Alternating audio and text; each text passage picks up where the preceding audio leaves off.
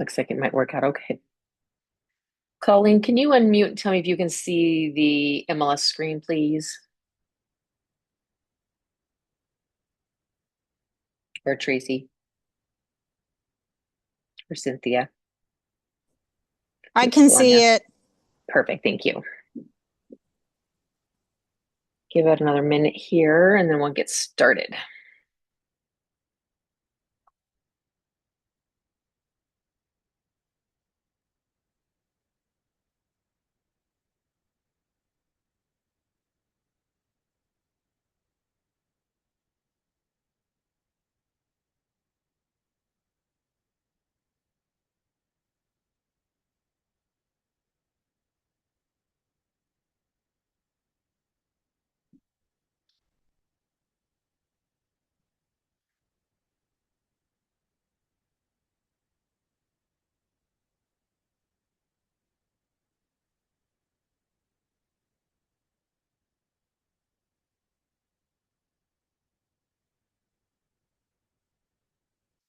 Okay, let's get started. Today, we are talking about purchase and sale agreements.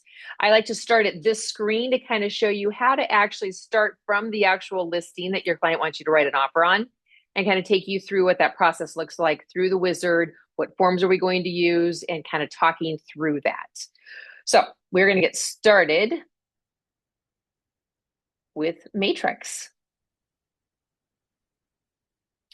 Let's see here. I don't really have this particular leg number set up like I do some of my others. So let's go with a quick search. And we're just going to say active, King, West Seattle. Well, let's go Woodinville since I'm there. Let's just hit search and we're going to just pick one. So we are going to pick residential. Let's go ahead and pick this one right here.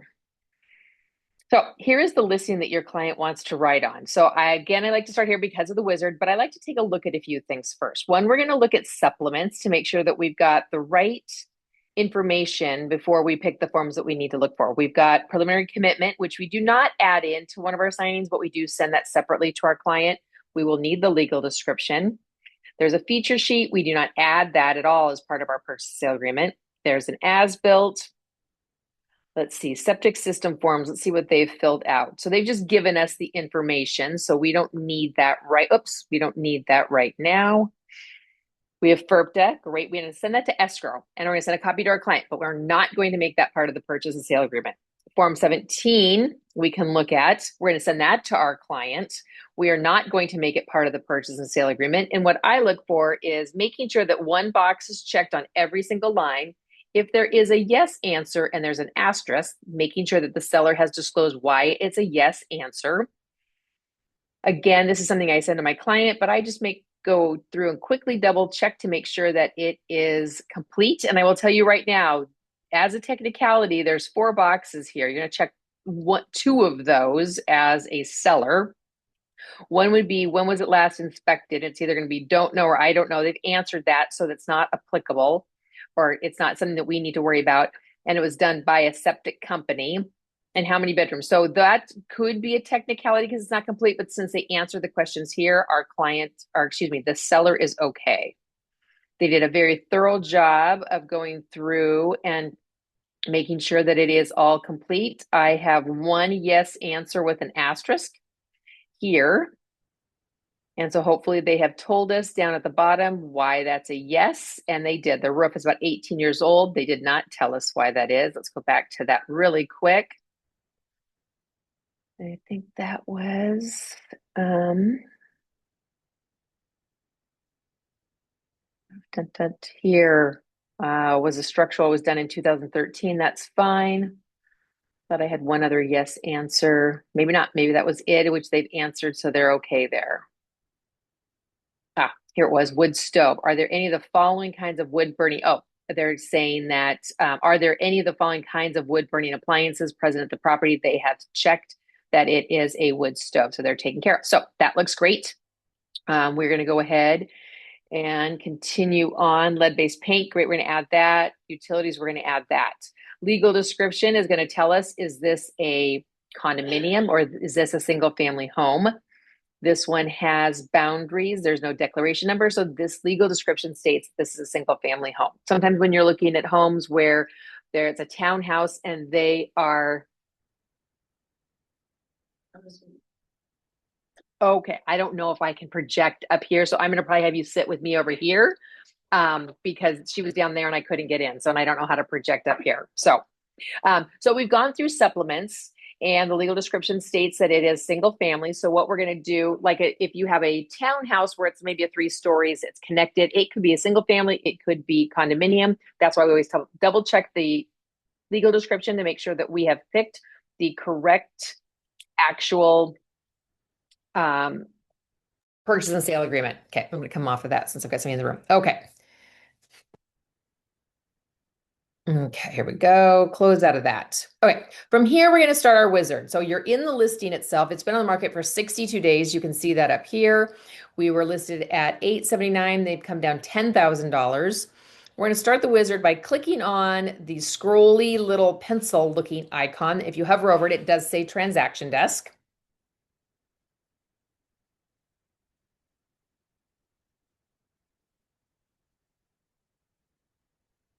And this starts our wizard. I always like to name it with the last name of my client and the address. So I know where it is inside my transaction desk. I am not using a template because I want to go through the forms with you individually. This is a single family home that we're writing an offer on. Add me, since I have not added this, as the buyer broker. Create the oops. Oh, I'm sorry, I'm in Seattle, so this is required. So something that you have already done before you get to this point is you have done your buyer agreement and you've done your disclosure packet with this particular buyer. If you have not done that, you cannot be writing a purchase and sale agreement. Those are both required by the state of Washington in order to write an offer. One, the disclosure packet has your agency pamphlet in it. That's required upon writing an offer or before. Your buyer agreement states that your client knows how much you charge and that you're going to be asking the seller to pay that fee for the buyer. And if you do not have that, then you will not get paid. So if I have a paper trail where you have the buyer agreement signed a week after you wrote the offer, I will have to instruct the listing office that you will not be paid.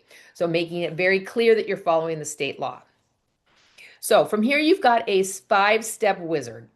We have the information filled out by the listing agent that populated in here. Our listing information, our list price. We don't have a purchase price yet. They are disclosing that the seller will pay on behalf of the buyer a percentage of 2.5% of the sales price. And my buyer agreement says that I charge 3%. So I'm going to put a 3 here so that populates onto the purchase and sale agreement. The list price is currently at $865. The buyer is offering $850 based on how long it's been on the market and comparables in the area. So I'm going to put that amount there.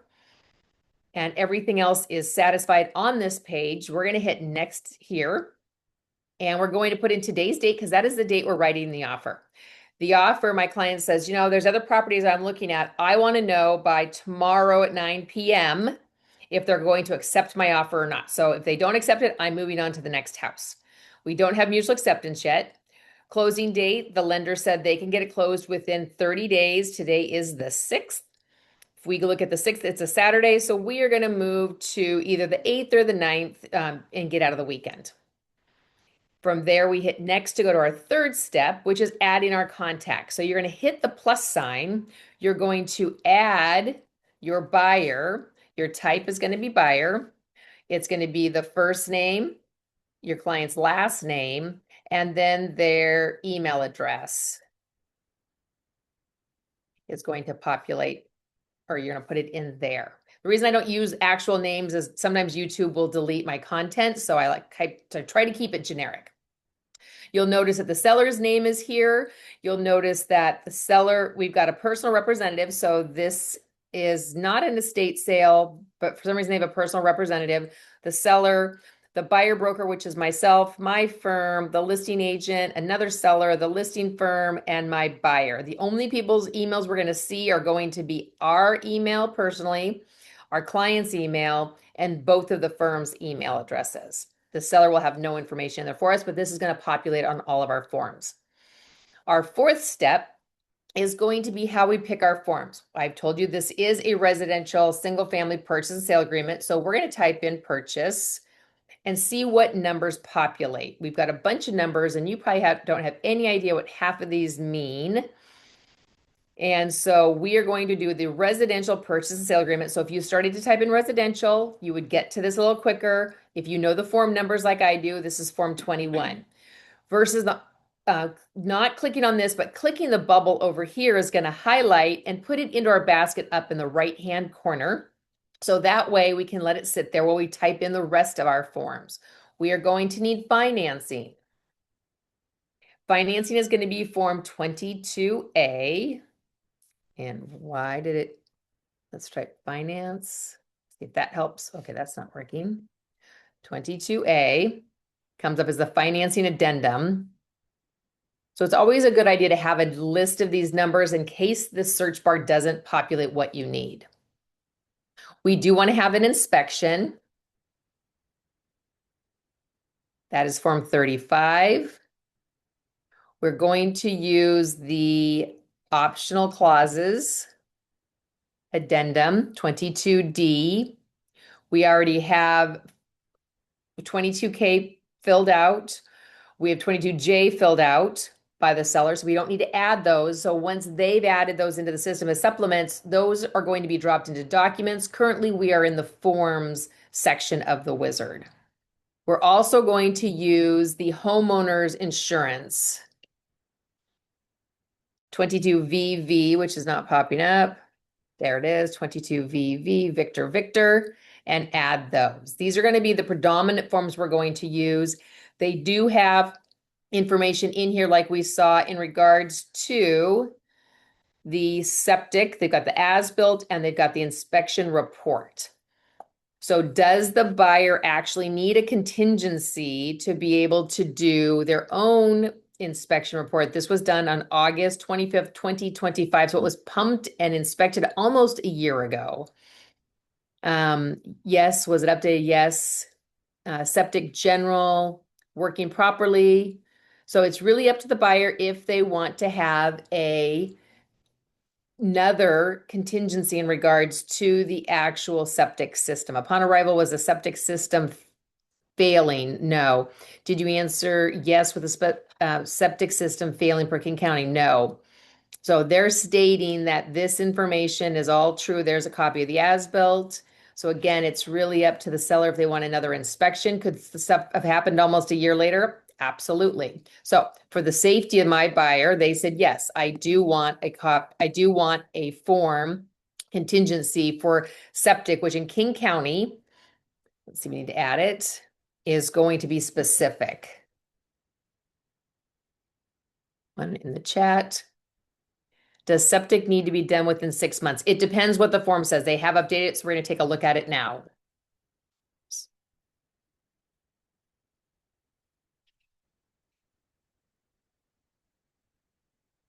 So you'll notice we have one specific for King County. We're going to utilize that one. We're going to add that in. We're going to finish with our documents and make sure they're here. Everything is here that we need. If there's anything you don't want in this that you want to take out of your view, you can always highlight all of them and scroll through and unclick the ones that you don't want. We don't want the feature sheet. We're going to send that. We don't need the repair addendum. Oh, we don't need the repair addendum. We don't need those. Warranty. Oh, and we want all of these because we have no idea which one they didn't label them appropriately, so we have no idea what these are. Normally, when you label supplements, you're going to label them in terms of, I'm going to scrap this. They will label them legal description, 22J, 22K, and those types of items, okay? So from there, we are done. And now we're going to go back to our forms. We're going to start completing our forms. Starting with Form 21, which is our residential purchase and sale agreement.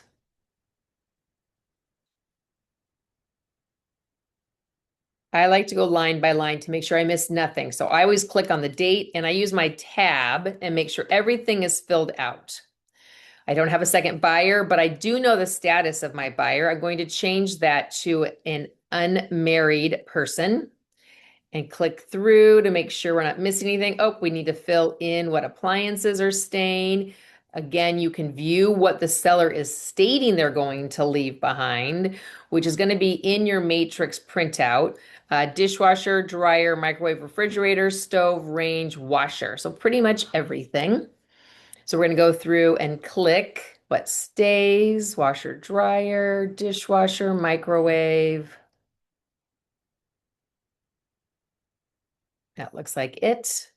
So let's see, let's come down to here. Keep tabbing through. Earnest money. Earnest money is going to be what your buyer is willing to put up as collateral in case they breach the contract. So, what are they willing to lose if they default and they don't close illegally? Okay, so meaning they've breached the contract, not gotten out of it legally based on financing or inspection, but they've decided they've got cold feet. My client says, I'm willing to forego $15,000. That says 15, perfect. And then how many days does the buyer need to get that money to escrow where it's going to be held in a trust account as their good faith effort to buy the home? They said they can get it there within a 3 business day window. Remember, 5 days or less are business days only. Cannot count weekends or holidays, cannot end on weekend or holidays. 6 days or more count the weekends and all of the calendar days, but cannot end on a weekend and cannot end on a holiday. It's going to be held by the closing agent because we don't have a trust account at the firm, so it has to be held by the closing agent. There's two options where if the buyer breaches the contract, do they lose their earnest money or do they get sued by the seller and potentially also lose their earnest money? The safest bet is forfeiture of earnest money. Title has probably been opened up. Again, we're going to refer back to Matrix in the agent remarks, and they have asked to have CW title and escrow, and they've given a Northgate office.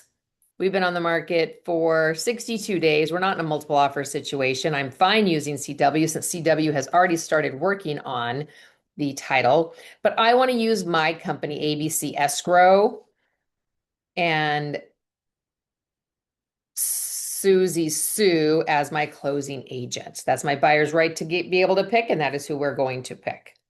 We want to close on the 8th of June and we want possession on the closing date. So we check this box. Possession is at 9 p.m. based on the boilerplate of the contract. 22K has been filled in. So we are going ahead and we're going to check the box that we are utilizing that. 22K states escrow. If there's any lienable utilities, we are going to ask you hold back money, pay that off at 1.5 times just to make sure that it gets paid off and is not liened against the property. Charges and assessments levied before but due after closing. This is if there's any special assessments. A sewer capacity charge, we're on septic, so we don't have that. There's really nothing that's going to be something where we are going to have an assessment against the property. For pure safety, that I'm going to check that if there is, because we don't know if there are, we're going to say prepaid in full by seller at closing. We have disclosure in Matrix again that the seller is not a foreign person for taxation purposes, as well as 22E, the certificate of FERPTA. We're going to check the seller is not a foreign person for taxation. And my buyer wants verification, period, to be able to verify everything the seller has told us. Maybe there's something in the tax records that conflict with the listing. Maybe there's information the neighbor has told us that the seller has not told us that might be reflective in the listing or in the tax records. So my client wants to have a time period and they understand that time is of the essence. We have a 30-day window to close the property. Our inspection time period went over how many days they want. They have picked 5 days, and we'll talk about that in a minute. And I find that it is very common practice if you have the expiration of verification to go run at the same time as your inspection contingency. So we're going to pick 5 days. I also have to disclose who I represent. I represent the buyer. So buyer is represented by buyer broker, and the seller is represented by the listing broker. You'll notice as I tab through, we've got percentage style paid out for commission. We have seller disclosing to buyer, I'm willing to pay 2.5% to your broker, so you don't have to. But buyer says, I am paying my broker 3%. So seller, I'm asking you to pay that 3%. If I had not filled this in during the setup of the wizard and I left this blank and we got mutual acceptance, I'm not going to get paid. There has to be a number here or you're not going to get paid. It has to be the same number that is either on your Form 41, your buyer broker service agreement, or if you've amended it with a 41A, to a different amount. So whatever number you have last signed with your client is the number that has to go here. The buyer is simply saying, seller, I don't want to pay the 3%. I'm asking you to pay it. Seller can say no in a counteroffer situation. But right now, this buyer is simply asking, I want you to pay this for me so I don't have to. Next, we're going to disclose the forms on our index line, or what we call the addenda line, on the forms that we're going to attach to our purchase sale agreement. We've got financing. We've got optional clause addendum. You can tab through and arrow down all you want, or you can simply type in the numbers that you know to be true. 22J will be attached. I know that 35 inspection will be attached, and I know that 22K will be attached. If you forget what forms you have attached that you've filled out, you can always come up here to the top of transaction forms and pull down this, and notice you've got A, 35D, VV, and King County Septic. So we need to add in VV, and we need to add in 22S King to our mix. So we're going to come here and go 22 VV. What did I just get rid of? 22K. And we're going to do 22S King. Okay. And I know that 22K is there in documents, and I know that 22J is there in documents. So these are the forms that are going to be attached. The rest of this form, you'll notice, is all boilerplate. Okay. Your job is to know exactly what these paragraphs state. I could recite most of them verbatim for you because they haven't changed in almost 30 years. Your job is to learn them. You will notice that there's information on both sides here. You will notice that my client's email address did get added because that is something that I had added into the system under contacts. You'll notice that the firm's phone number, my phone number, and the fax phone number are here. You'll notice there's 2 email addresses for me. One is my actual address, which is the broker, buyer broker, and there's the document. When you send an offer to the listing side, which is here on the right, you're going to send this document to all 4 addresses. And why do I say all 4? Because you want one in your in basket, so you have it as a record. You are required by the firm to send it to our firm because I require, KW Seattle at Ben Kinney, I require that you send it to our firm because that is my log that the DOL requires me to use. And then whenever you send an offer to the other side, you're required to send it to the broker and their firm. If you don't, there's boilerplate that says if they don't receive it, especially a notice of termination, let's say, to both of those email addresses, then you could have just now waived your client's right to receive their earnest money back. So send it to all 4. The minute you get it in your email basket, simply add a folder in Gmail or Outlook and directly move it over, because at the end of the transaction, you'll have to give me all of those emails into your command file.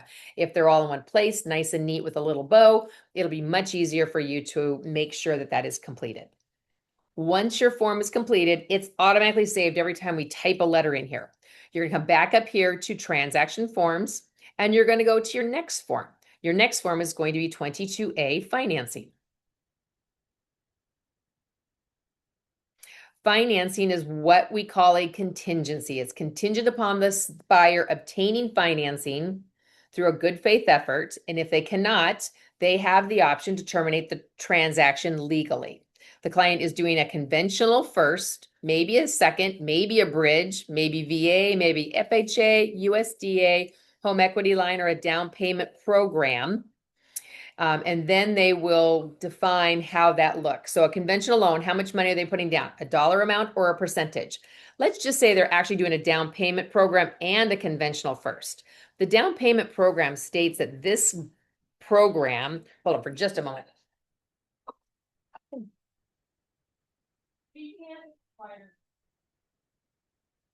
Okay.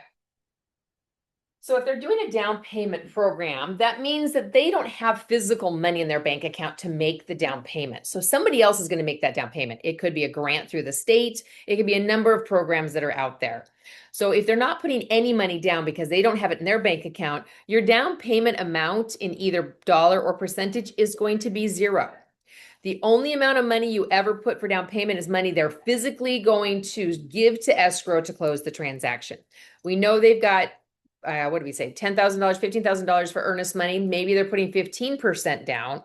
excuse me, $15,000 down, and then you would put that over here. So let's say that they don't have a lot of money. They are lender perfect, but cash poor. So they say, the max we have is the earnest money. So we're going to put $15,000 down as our down payment. They will then have 5 business days. Again, 5 days or less, business days only, 6 days or more, calendar days, but can't end on weekends or holidays. Nothing can end on a weekend or holiday except for the possession date. That is it. Okay. So if you know that going through everything, then you know the 5 days or less are business days, 6 days or more calendar days. And again, nothing ends on weekends or holidays except for the possession.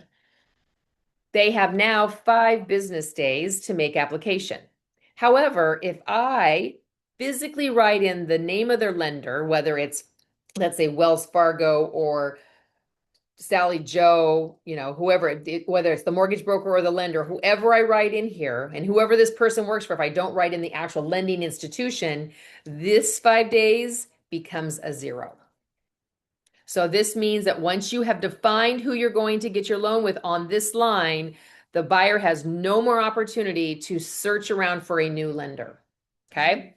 So we do not, as a buyer agent, put a name in there. So our buyer now has, for the next 5 business days, to choose any lender they want. Upon mutual acceptance, they have those 5 business days. Upon mutual acceptance, they cannot modify their down payment amount without seller's written consent, and they cannot edit or redefine their loan type.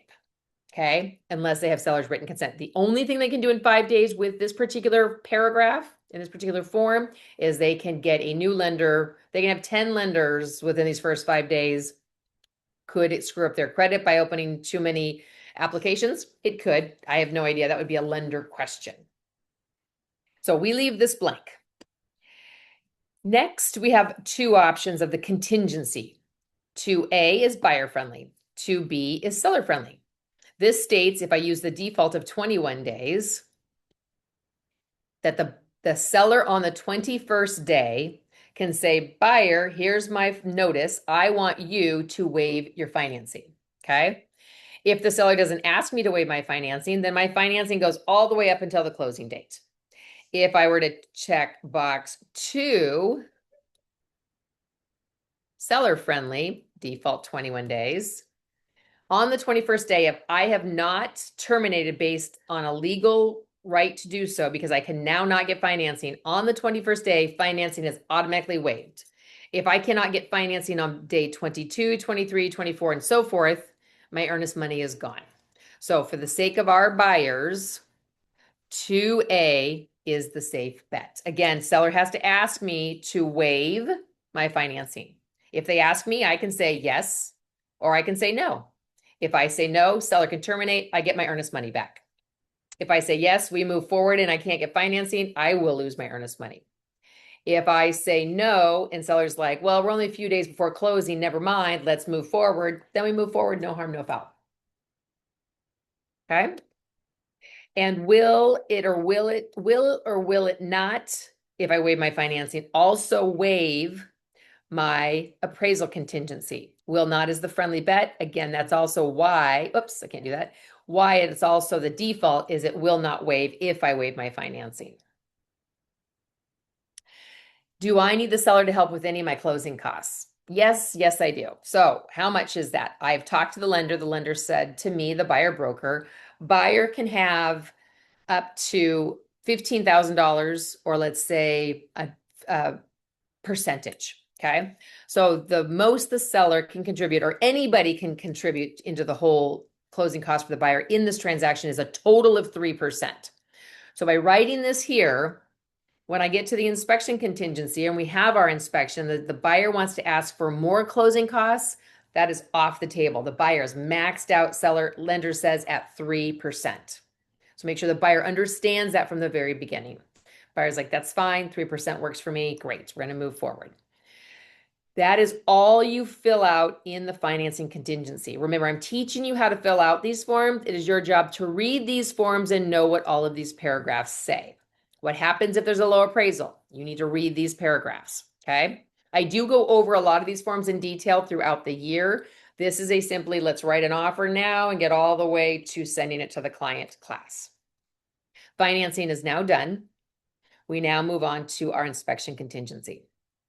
Now remember, this is on septic, so a sewer scope is not an option in this particular property because we don't have a sewer, we have septic.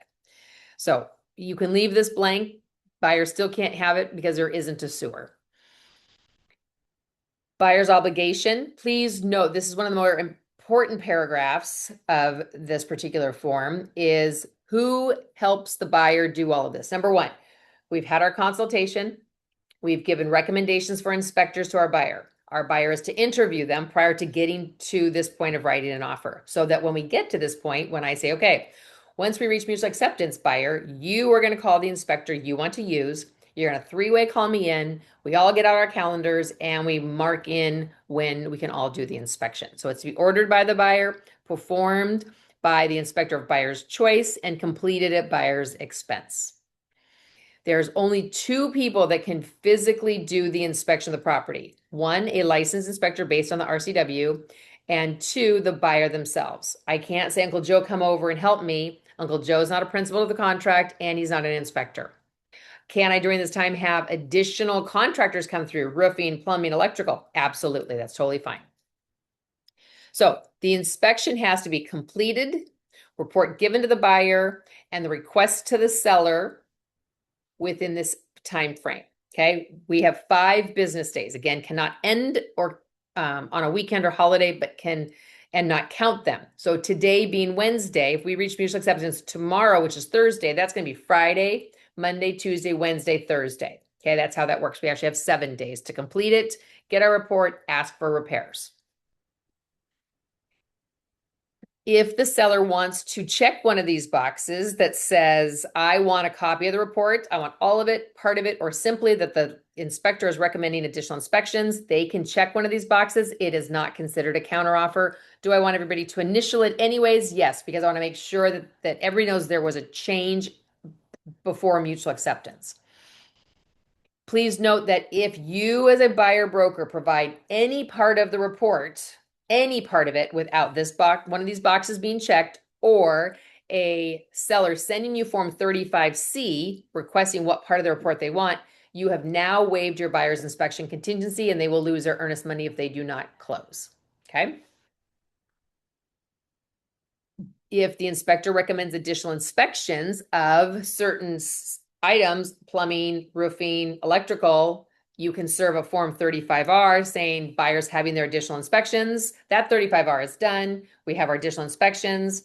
Now they're asking for requests. We get a new 35R out. We ask for repairs. We ask for modification of the purchase price, but we cannot ask for any more credits because the buyer's maxed out at their 3%. So pay attention to that. Once that additional time period is completed, you've sent this over before the 5 days are up. Now, seller has 3 business days to send you a response with either yes, part of it, no, or not respond at all.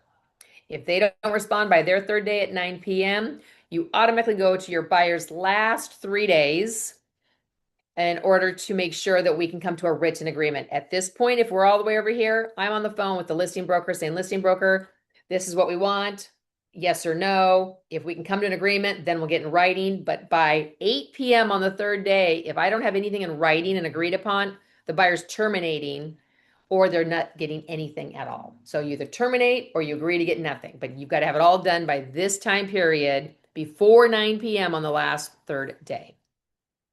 Oops. Repairs have to be done within X number of days prior to closing. I recommend a 7 or 10-day window to make sure it gets done before closing because you have a 5-day walkthrough buyer prior to closing based on the purchase and sale agreement boilerplate. I want all this done before we do that. And that ends the rest of your form unless your client is going to have a neighborhood review, which they can do whether this box is checked or not. It's just not a contingency if the box is not checked. Next form is going to be the optional clause addendum.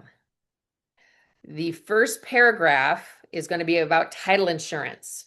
Title insurance has 3 different policies. So if you look at 3 fingers that go up and down, so this is like I use my pinky, This is standard, this box right here. Notice it's the shortest stick.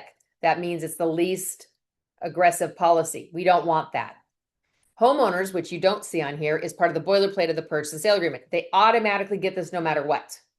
Extended, this box here, means they get the highest upgraded policy. However, it is very rarely used. So you're always going to use middle of the road, which is already in your purchase sale agreement. You are going to leave these boxes blank. The only reason you might need extended is large chunks of land. There's no survey recently. Waterfront properties would be another. You'll never want to downgrade your client's policy. Does a builder maybe want to downgrade your policy? Sure, but we're not going to automatically do that. Let's see if they ask us to do that first. The seller shall clean the interiors and remove all trash debris. That means old paint cans. That means wood chips. That means shims. That means wood piles on the side of the house, if that is debris. That does not mean cobwebs are cleaned out. This simply means broom swept. So do not expect a spick and span house unless you write this into the contract that you want professional carpet cleaning, professional interior cleaning. Garage will still probably be a little dusty and dank and some cobwebs in the corners. Personal property, unless otherwise agreed, seller shall remove all personal property. These two could kind of cancel it out. The seller might say, you call it trash, I call it personal property because it's a wood pile on the side of the house for your wood fire pit in the back. So be very careful when you're checking these boxes. Utilities, don't check any boxes unless you know them to be true. We do know we're on public water. We are not on public sewer. We know we're on septic based on what the seller has told us. I can't remember if we have natural gas. We're going to say we do. It's an old house, so there are telephone lines. There is electricity, but we have no idea who the internet or the cable provider are. If this is something that's important to your client because they work from home for a tech company, they need to do a bit of research before they decide to buy this home to make sure they can get exactly what they want. You're welcome to check these boxes and ask the seller to provide this information. Do not be surprised if they don't provide it. New construction is for insulation. We don't have that. There, especially being rural, there could be leased items. There could be easily a propane tank that is leased. I never check the lease box because the boilerplate of the personal agreement says that any leases at closing are going to be paid off by the seller. Now, if the seller can't pay it off, the seller is going to want to counter this offer and check this box and check the appropriate item that is leased to make sure that I have a chance to review as the buyer the lease agreement and that I want to assume the lease. If not, we terminate, we go on. But again, I'm not checking this. That's going to be the seller's responsibility. We're not in a homeowners association area, so this will be blank. There is no transfer fee because there is no association. If I'm a listing agent, the seller wants item excluded from the sale, maybe a chandelier in the dining room, they're going to check this box. They're going to write that item in here in a counter offer situation. Home warranty, which will cover some of the major items, appliances, maybe AC, furnace and such, roof potentially, not always. Make sure that if your client wants a home warranty, they've researched the warranty company they want to use, and who's going to pay for it. Am I going to offer it as a closing gift, which will come out of the proceeds of my compensation at closing? Do we want the seller to pay for it? Is the buyer going to buy one? They can always buy one later. They don't have to do it before they make an offer. They can choose a month down the road if they want to add a home warranty to the property. And if there's anything else you need to add that needs to be disclosed or requested, other would be a good place to do that. This one could easily be that the buyer broker is related to the buyer, as an example, okay? Next form is going to be our homeowner's insurance form. The reason I recommend this, and I have a lot of listing agents that say, why would you use that? This is just a weasel clause for your buyer. It actually is not. Because my buyer is getting a loan, they have to have homeowner's insurance because they don't want to have the house burned down and have to repay for it all over again out of cash. So they will have homeowner's insurance. It is required that the buyer contact their insurance company and ask for an insurance binder. They can do this all the way up until almost closing, except for on this form, they have to do it sooner. So this is a huge safety net for a seller as much as it is for a buyer. Because we have no idea if the seller has ever filed an insurance claim, we have no idea what the premium or the deductible is going to be. If I had to file an insurance claim on my house and I go to sell it later, The house is blackballed, not me as the insured. The house is blackballed because there was an insurance claim against it. Unlike car insurance, where the car gets fixed or totaled and it's on its way, my insurance continues. I now have to pay more because I wrecked the car. Even if I didn't wreck the car, sometimes insurance companies will still raise my rates. Unfortunately, it's the house that raises the rates for the buyers. So this is based on 0.5% of 1% of the purchase price for an annual premium and deductible not to exceed $2,000, which is pretty low. So again, it's an amount of deductible where if something were to happen, let's say the dishwasher leaks, it ruins the full cabinetry because it's been sitting in water for 4 weeks while I've been in Europe, and all of the floors are destroyed and there's mold. That's going to be more than a small claim. Definitely going to call the insurance company to help me with this. When I ask for the insurance binder, that it's stating that my insurance company will charge me no more than $2,000 for deductible and no more than a half of 1% of the purchase price in premiums. So again, if you are confused by this, use defaults. If you want to add additional coverage, add it in here: flood, landslide, earthquake, and such. And the joy for the seller is I don't have 20 days to make my application. Buyer now has 5 days as a default to make their application. And then this contingency shall be deemed satisfied unless 15 days of mutual. Buyer gives such notice, this agreement shall terminate. Earnest money shall be refunded to the buyer if buyer provides no later than 5 business days following buyer's notice of termination based on this contingency and a letter from the insurance broker. So it's an important form for all parties involved. It makes the buyer do something sooner than they would without it. Plus, it helps to make sure that the buyer's not going to be strapped should they need to file a claim. But by having this, the insurance company will look at all clue reports to see if there's any issues. Are you in a location of high fire, high flood, high landslide, earthquake? We have no idea, as we all know. So again, it's protection for both because buyer has to make application within 5 days. Our last form is going to be our septic addendum. Septic addendums are based on location of the county. So this one is King County. This is a private septic system. And the OMR needs to be done within 5 days of receipt of the OMR. The buyer can attend the inspection. Seller shall provide the buyer with a copy of the inspection report in 15 days of mutual acceptance. And there was a question earlier, how soon does it need to be pumped? You can always change this, but the default is 12 months for the county. Okay. This agreement is conditioned on the buyer's subjective satisfaction of that inspection report. And buyer can give notice of disapproval of the inspection within 5 days after receipt of the inspection report, and then the right to attend. Excuse me. So that takes care of the actual forms. Now from there, we're going to exit out. We're going to take all of our forms that we have completed. And really quick, I want to go back to one more paragraph that I find hugely important when you're having your consultation with your buyer. Page 2, paragraph A of the purchase and sale agreement, any purchase and sale agreement, it's called purchase price.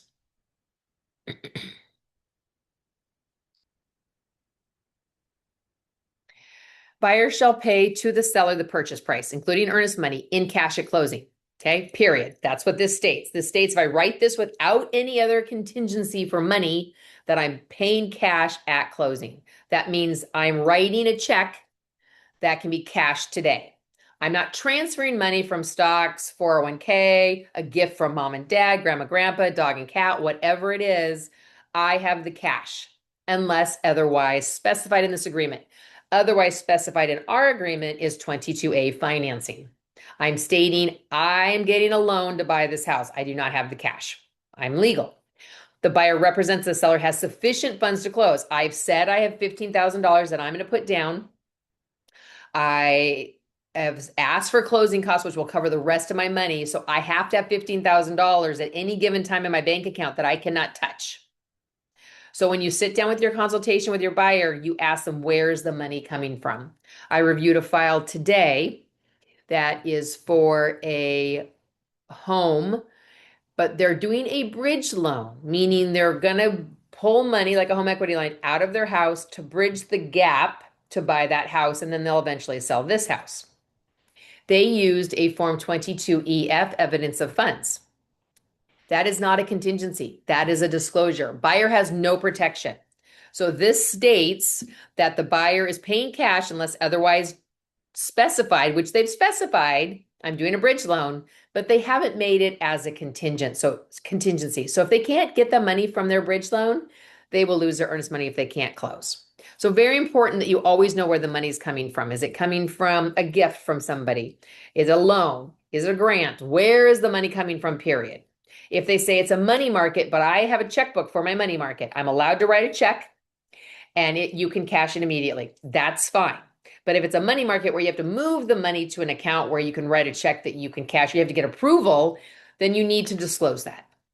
Again, a very important paragraph to always know. Okay, we're going to take all of our forms. They're going to show up if I do the top little roundy bubble. They're going to show up in my basket. I'm going to hit the basket. I'm going to come up to my icons. I have Authentisign, I have copy, I have download, I have print, I have PDF download, I have an email, I have fax, and I have trash. We want Authentisign. I want to take these forms and drop them into our electric signing opportunity called Authentisign. I'm going to start with the forms and then I'm going to add the documents. Perfect. So who are our signers? From add participants, add from the transaction. I will have to sign as a buyer broker because there will be a 22J lead-based paint and I have to sign that. So we're going to grab me and we're going to grab our buyer and we're going to select. And because these forms were blank that I filled in, our buyer, yes, this is our buyer, sign that. Because these were forms that were blank that I dropped in, it will put signing blocks for my buyer all throughout the rest of these. What we haven't added is the legal description, 22K, 22J. Again, I do not need to add FERPTA because the seller's already signed it. I'm gonna make sure escrow has a copy of it. I am not going to add Form 17 here to sign. I'm going to have that as a separate signing unless you're very proficient in separating out documents, because Form 17 you're not going to send to the seller right away because you want the seller to send it to you because that gives your client an opportunity until they receive it. They have a 3-day window. If my client sign it today and I send it, they have 3 days to look and walk and that's it. If I don't have them sign it and send it, and I get it 10 days later from the seller, now buyer has 3 days to get cold feet if they need to. Okay, so knowing the difference on what you need to attach when, why, and where. If you are taught by a coach, by a mentor, by somebody besides me who has been in the business for some time, they may have some habits, whether good or bad. You don't know if they're good or bad yet because you don't know if they're habits or if they're requirements. I will always tell you requirements versus habits.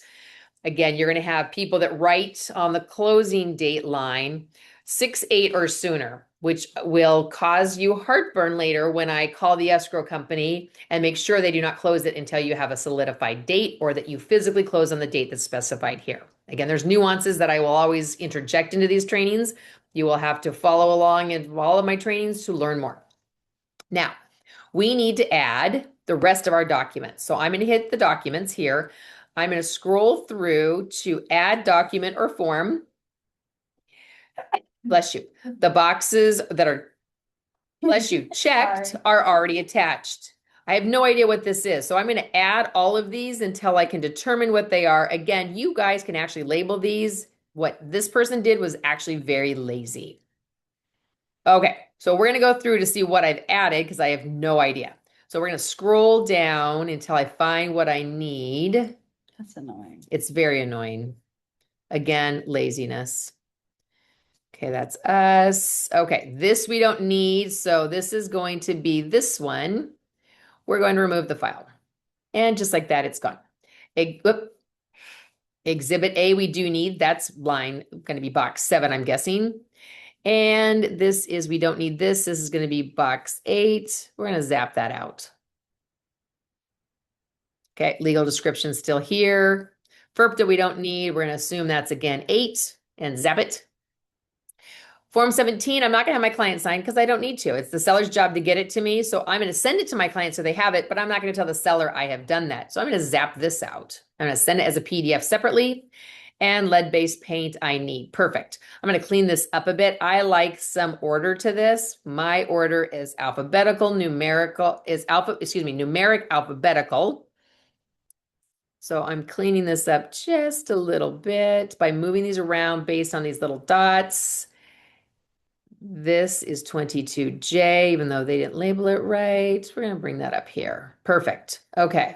So again, you're going to see the forms I've added are going to have automatic signing blocks interjected for me. Again, I scroll through here to see what's missing because I've moved forms around. Financing, forms and documents are what gives us signing blocks or not. We've got 22J right here. Notice the top is not filled in. They had no idea who my buyer was. So now we're going to use tools to mark this up.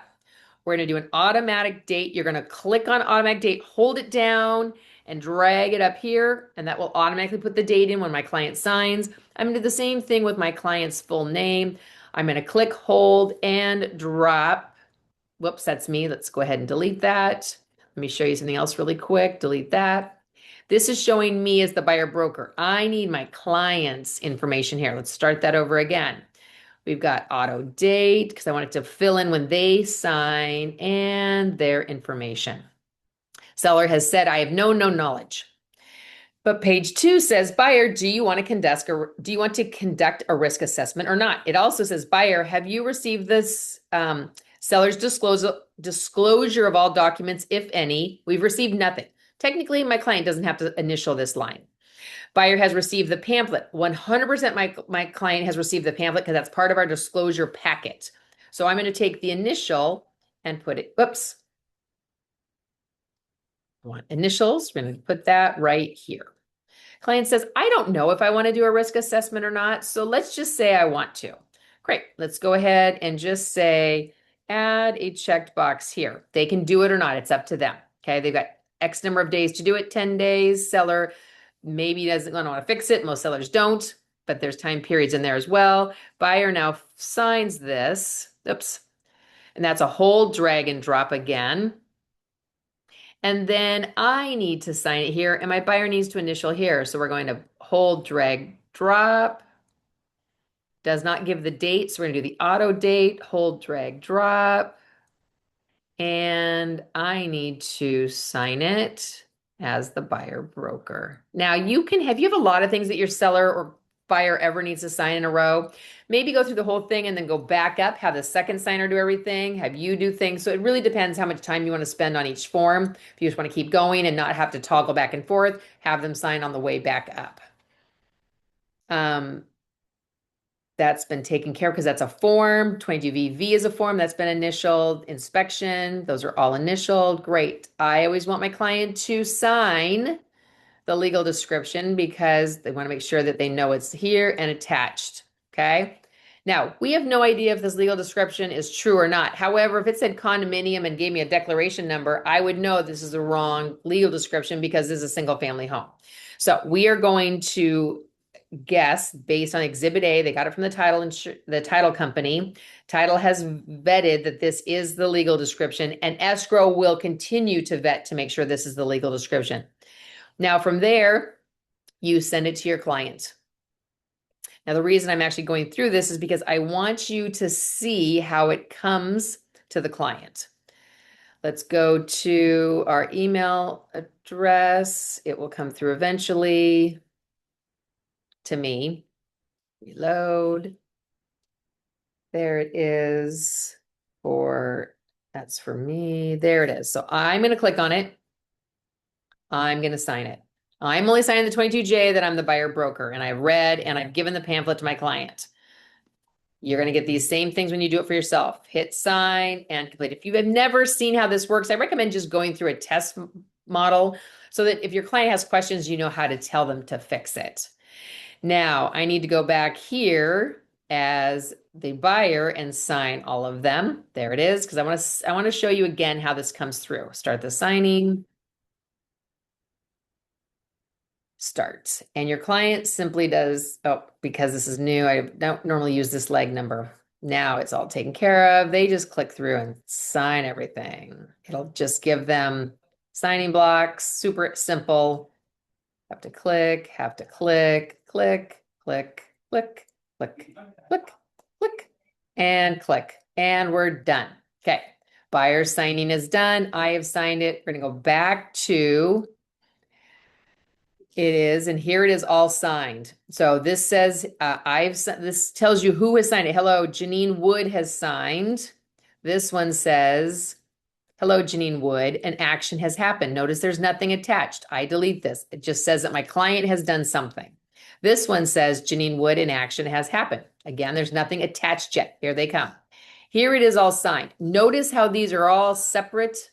Now, when I open it, they all come up as separate attachments. Do not forward this to any listing broker ever. What you're going to do is you're going to come to download a copy of the signed document here,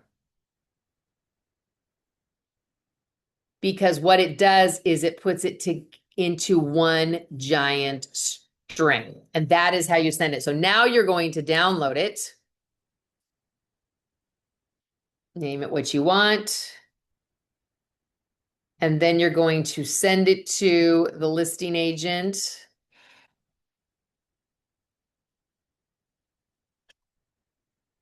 And you're going to label it offer. I always do address. And then I usually do seller to buyer's name. So last name to last name. And then I sit here and I write a lovely letter to the listing agent. Before I hit send, I call the listing agent. I either leave a message or I talk to them, letting them know an offer is coming.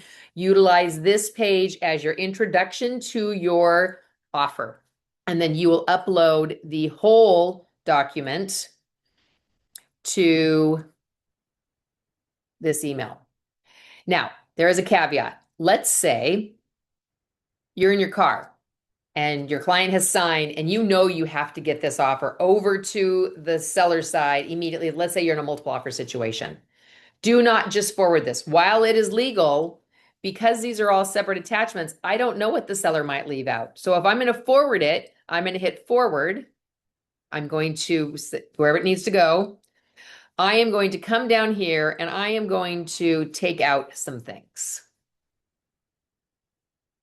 Actually, I might leave that. I am going to take all of this out. And you can do this on your phone. I've done it many times. This is when you're in a pinch. Take all of this out and delete these. Okay. So all they're left with is download a copy of the signed documents. Again, well, I can't do it from here because I haven't sent it yet. It will download in one continuous string so that you have everything attached. And that is how you write a purchase and sale agreement, send it to your client, and send it to the listing agent, the listing firm, to yourself, and to the buyer firm, which is us. What questions do you have? Feel free to unmute. None. Well, that is all I have for you guys today. This is recorded. It will go on to the hub by the end of the week from Haley. So if there's any questions, please do not hesitate to ask. I'm happy to help in any way that I can. Go enjoy this cloudy, beautiful Wednesday afternoon. You're very welcome. Have a great day, everybody. Cheers.